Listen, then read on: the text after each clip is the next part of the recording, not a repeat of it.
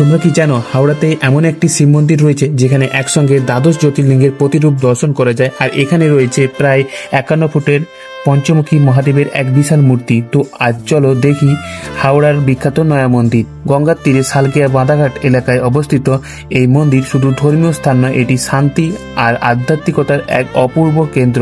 মন্দিরে প্রবেশ করলেই চোখে পড়ে আকাশ ছোঁয়া পঞ্চমুখী শিব মূর্তি। দূর থেকে এই বিশাল শিব মূর্তি দর্শনার্থীর দৃষ্টি আকর্ষণ করে।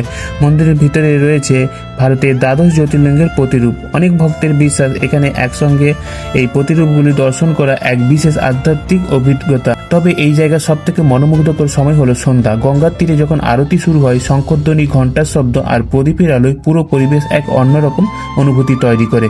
ধর্মীয় বিশ্বাস থাকুক বা না থাকুক, এই পরিবেশ অনেকের কাছে গভীরভাবে স্মরণীয় হয়ে থাকে। তো তুমি যদি হাওড়া এলাকা বা কলকাতা আশেপাশে থাকো তাহলে খুব সহজেই এখানে পৌঁছে যেতে পারবে। পরিবারের সঙ্গে বা বন্ধুদের সঙ্গে কয়েক ঘন্টা কাটানোর জন্য এটি একটি সুন্দর গন্তব্য। তো এই ছিল আজকের ভিডিও, দেখা হবে পরবর্তী ভিডিওতে। ততক্ষণ তোমরা খুব ভালো থেকো, সুস্থ থেকো। তো এই ছিল আজকের ভিডিও।